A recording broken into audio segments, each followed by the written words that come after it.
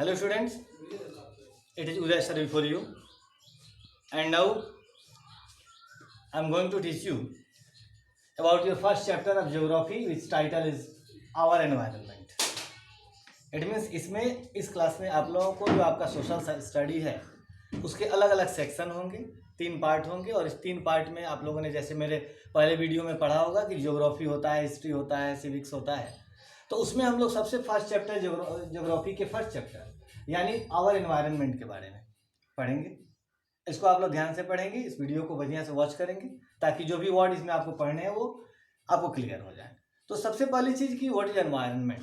Environment है क्या? The surrounding in which any person or any organism live is environment. The surrounding in which any person, any living thing can exist और live is environment. Just like हम जिस वातावरण में रहते हैं, जो हमारे चारों तरफ का माहौल है, जिसमें पेड़ पौधे हैं, जीव जंतु हैं, वो हमारा एटमॉस्फेयर, वायुमंडल है, धरती है, जल है, और ये सारी चीज़ें मिलकर जिस सिस्टम को तैयार करती हैं, that system is called environment. ये जो एनवायरनमेंट होता है बेसिकली इसके 2 कंपोनेंट होते हैं, और वो कंपोनेंट आप दो होते हैं, नेचुरल और ह्यूमन मेड। यानी all the natural things in our environment are called natural component of the environment, and all the man-made things just like houses, vehicles, road, factories, these are human-made component of environment. So these are 2 components of environment, or we can also say that these are the 2 types of environment. But when we think about environment, it is very important for us. हमारा environment हमारे लिए बहुत ही महत्वपूर्ण है, क्योंकि ये हमारे अपने रहने के लिए अनुकूल परिस्थितियां तैयार करता है। अगर हमें सांस लेने के लिए ऑक्सीजन नहीं मिले, हमें रहने के लिए जमीन नहीं मिले, हमें जल नहीं मिले, तो यहाँ पे हमारा रहना मुश्किल हो जाएगा।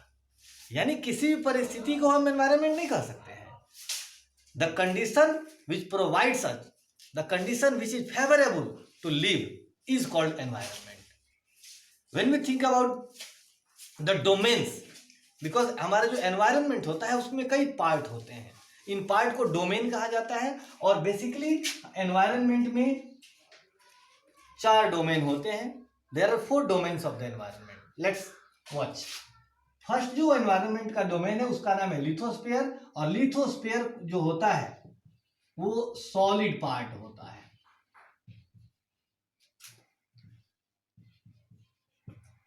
यानी इस पृथ्वी पर जो स्थल भाग है, लैंड पार्ट है, जिसमें हमारे प्लेन्स आते हैं, जिसमें हमारे माउंटेन्स आते हैं, जिसमें वो क्या बोलते हैं कि मैदानी भाग आते हैं, डेजर्ट्स आते हैं, फॉरेस्ट आते हैं, they all constitute the lithosphere. It means domain of land. इसको हिंदी में स्थल मंडल भी कहा जाता है। सेकेंड, हाइड्रोस्फीयर, जल मंडल। It means it constitutes all the water bodies like oceans, seas, rivers, lakes, groundwater, underground water, etc. यानी पूरी पृथ्वी का जो जल भाग है, जो हमारे वातावरण में, हमारे वायुमंडल का चारों तरफ का जो जल भाग है, जो वाटर बॉडीज है, वो मिलके इस हाइड्रोस्फीयर का निर्माण करती है। थर्ड जो डोमेन है, और इसको हम लिख सकते हैं हाइड्रोस्फीयर को कि डोमेन ऑफ वाटर। अब यहां पे एटमॉस्फेयर आप लोगों को पता होगा, what is atmosphere? The layer of air around the earth is called atmosphere.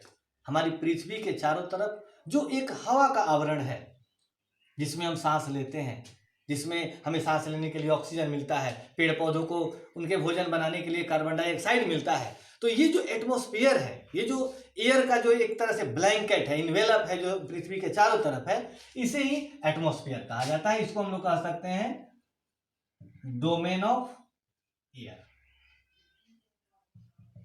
And the last, biosphere.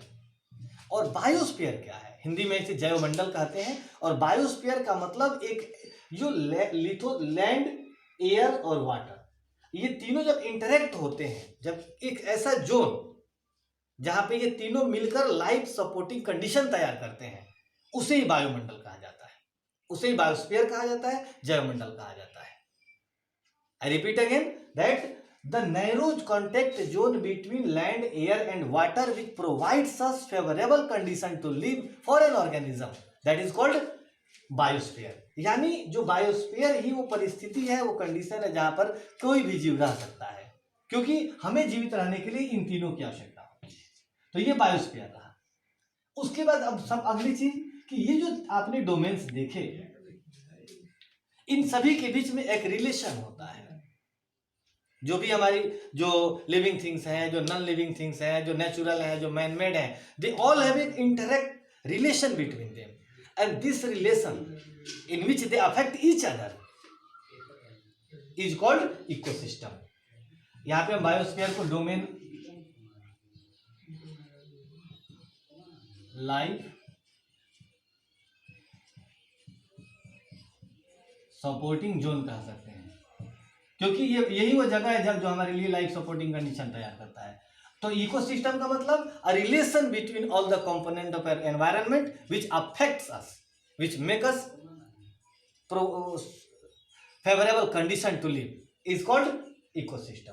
तो इस वीडियो में आपने एनवायरनमेंट के बारे में देखा, एनवायरनमेंट में डोमेन्स क्या है उनके बारे में देखा, और ये जो भी डोमेन्स हैं ये सभी हमारे लिए इंपॉर्टेंट है। जब हम लिथोस्फीयर यानी लैंड या जमीन की बात करते हैं, तो जो भी हमारी सड़कें हैं, जो हमारे खेत हैं, जो जंगल हैं, जो फैक्ट्रियां हैं, इन सारी चीजों के लिए लैंड की आवश्यकता होती है। और it is estimated that our 90% of our total necessities are fulfilled by this land.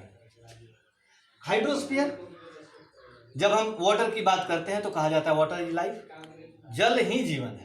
तो ये कितना इंपॉर्टेंट है आप खुद समझ सकते हैं। इसके बिना जो भी हमारे जो मेटाबॉलिक प्रोसेस होते हैं, जो एग्रीकल्चर है, जो हमारा जो हाउस होल्ड वर्क है, इसके बिना पॉसिबल नहीं है। तो ये इंपॉर्टेंट है। एटमॉस्फेयर, एयर, इसके बिना तो हम कुछ घंटों एक घंटे तक जीवित नहीं रह सकते हैं, इतना इंपॉर्टेंट है ना हमारे लिए बल्कि प्लांट्स के लिए भी। और उसके बाद बायोस्फीयर, यानी बायोस्फीयर का मतलब एक कॉन्टेक्ट इनके बीच का।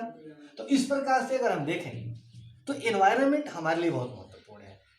बट इन प्रेजेंट टाइम हो क्या रहा है कि हम अपनी आवश्यकताओं की पूर्ति के लिए जो भी एनवायरनमेंट के जो डोमेन्स हैं इनको हम पल्यूट कर रहे हैं, प्रदूषित हो रहे हैं, ये दूषित हो रहे हैं, जिसका प्रभाव हमारे ऊपर पड़ रहा है।